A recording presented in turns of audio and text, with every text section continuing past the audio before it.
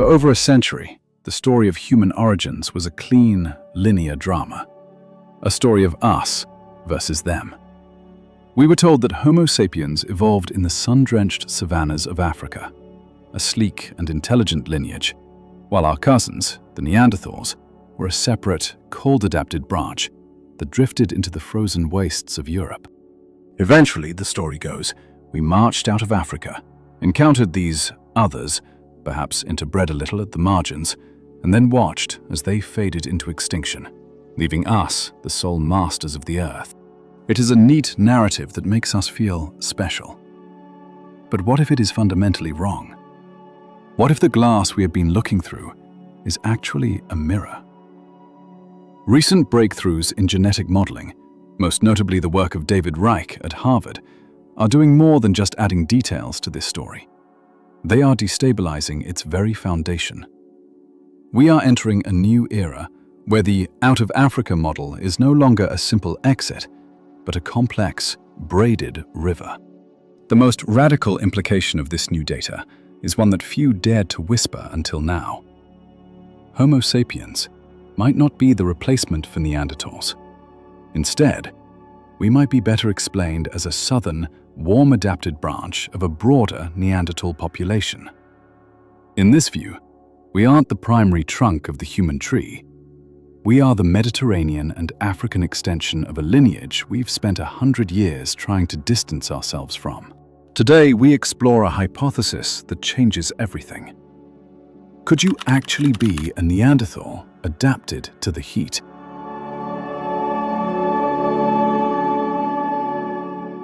To understand this shift, we have to look at a massive contradiction buried in our own DNA. When scientists sequence the nuclear genome, the vast blueprint that builds our bones and brains, the data suggests that sapiens and Neanderthals split hundreds of thousands of years ago. We look like distinct, distant cousins. However, when we look at the uniparental markers, the mitochondrial DNA passed from mothers and the Y chromosome passed from fathers, the story takes a bizarre turn. Around 300,000 years ago, these specific lineages in Neanderthals were completely replaced by versions that are nearly identical to ours. This is not a minor glitch. In the brutal world of the Pleistocene, you do not accidentally replace an entire population's Y chromosome through a few chance encounters.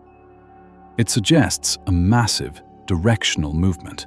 David Reich's model attempts to solve this by suggesting that an early wave of Homo sapiens moved into Eurasia, interbred with archaic locals, and essentially sapiensized the Neanderthal genetic markers.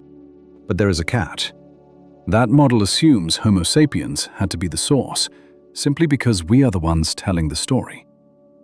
If we strip away the labels, an alternative emerges. What if that widespread population 300,000 years ago was what we call Neanderthal grade, and the groups we later label as Homo sapiens were simply the ones who stayed in the south and retained those specific markers?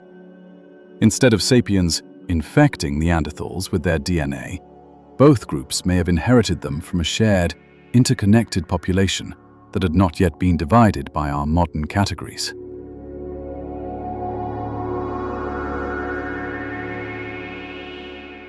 Imagine the world 400,000 years ago. There are no borders, only ecological zones. To the north, the glaciers are advancing, creating a world of ice and mammoth steppe. To the south, the Sahara is a pulsing green corridor. We have been taught to see anatomical modernity, our high foreheads and slender frames, as the pinnacle of evolution. But in the eyes of a biologist, these are simply adaptations to heat. Our gracile bodies are excellent at shedding thermal load. Conversely, the robust Neanderthal body, the barrel chest and massive nasal cavities, is a masterpiece of cold weather engineering. We have traditionally viewed the Neanderthal physique as primitive and the sapiens physique as advanced. But this is nothing more than a bias of the temperate zone. If the world had stayed in a permanent ice age, Neanderthal morphology would be the global standard, and our thin, fragile frames would be seen as the deformed variant. The reality is that we are looking at a single human lineage reacting to different thermostats. When the population moved north, the Neanderthal toolkit of traits was activated. When they moved south, or stayed in the Levant and Africa, the Sapiens toolkit took over. The archaeological record backs this up.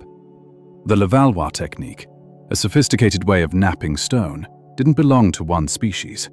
It was a shared technology, a common language of survival used from the Thames to the Nile, suggesting a shared cognitive world.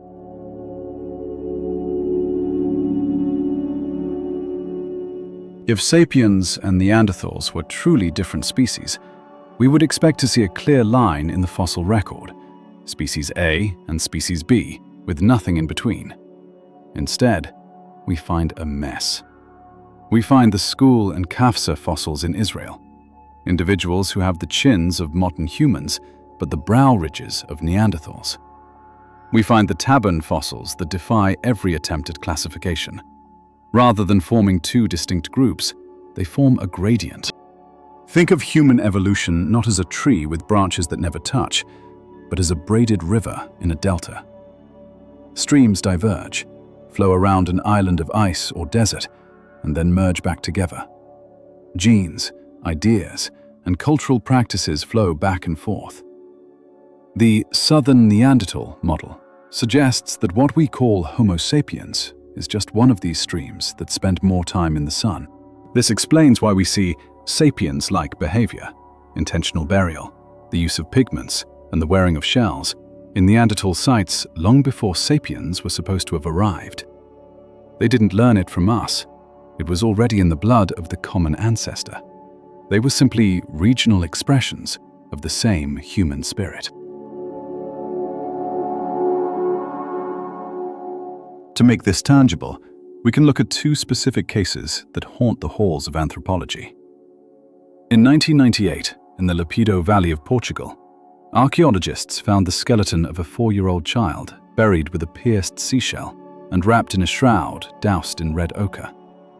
The burial was 24,500 years old, thousands of years after Neanderthals were supposedly extinct. Yet, the child's body was a mosaic. It had the prominent chin and inner ear structure of a modern human, but the limb proportions and muscle attachments of a Neanderthal. This wasn't a hybrid in the sense of a rare anomaly. This was a human being who belonged to a population where those Neanderthal traits were still a natural, functioning part of the gene pool. Then there is the Denisova cave in Siberia. Here, researchers found Denny, a first-generation hybrid with a Neanderthal mother and a Denisovan father. But more importantly, the DNA in that cave shows that these groups were drifting in and out of each other's lives for millennia. These aren't exceptions to the rule, they are the rule. If you went back to a campfire 150,000 years ago, you wouldn't see two different species. You would see a group of people. Some might be shorter and broader, some might be taller and leaner, but they would be speaking, laughing, and mourning their dead in ways that were fundamentally identical. The Southern Branch eventually became more numerous, but they never replaced the others in the way a fire replaces a forest. They absorbed them.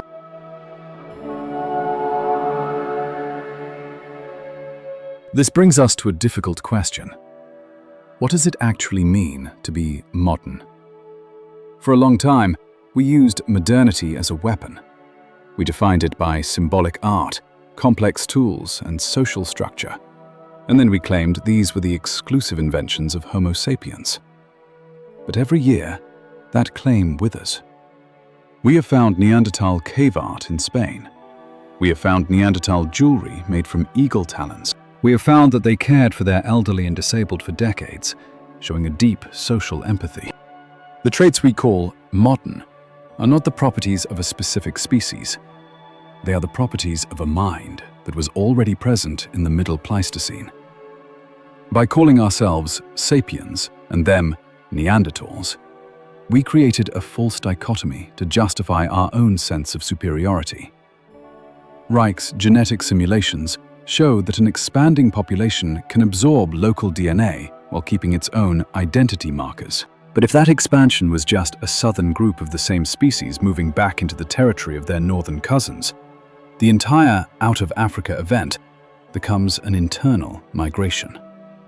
It is like people from southern Italy moving to northern Europe. They look different, they have different adaptations, but they are the same people. Why does it matter if we are southern Neanderthals rather than a brand new species? It matters because it changes our relationship with the Earth and our history. The traditional model paints a picture of survival of the fittest, a violent, competitive world where only one group can win. It is a colonial narrative projected onto the deep past. The Braided River model paints a picture of resilience through diversity. It suggests that our success as a lineage didn't come from being better than the Neanderthals.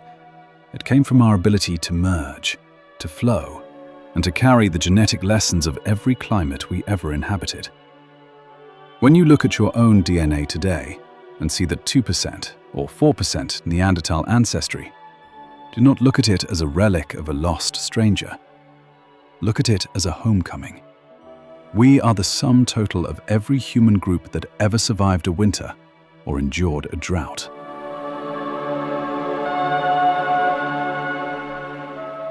The story of human evolution is not a story of arriving at a final destination. We are not the final product. We are a work in progress, a collection of adaptations that have been shifting for 1 million years. The Neanderthals didn't fail, and we didn't win in the way we think. The labels we use, Sapiens, Neanderthal, Denisovan, are buckets we use to try and catch a waterfall. The water doesn't care about the buckets. The lesson for us today, in a world that feels increasingly divided by trivial differences, is that our strength has always been our fluidity. Hundreds of thousands of years ago, our ancestors didn't see species. They saw fellow travelers in a harsh world. They shared their hearths, their tools, and their very lives. We are not the descendants of a single, pure tribe. We are the southern Neanderthals, the northern Sapiens, and everything in between. When we finally accept that there is no us and them, but only a long, winding we, only then will we truly understand what it means to be human.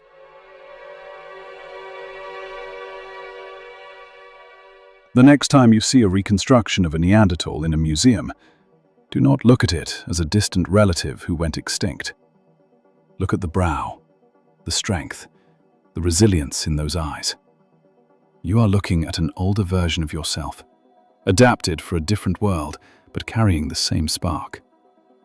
We are a single story, written in many different environments. And that story is far from over. The simplest explanation for the genetic and archaeological mysteries of our past is the one we previously thought unthinkable: that Neanderthals were not a side branch of humanity, but the central trunk. And we, the Homo Sapiens of the South, are their living continuation. Thank you for watching. If this shift in perspective changed the way you think about your origins, let us keep questioning the narrative together.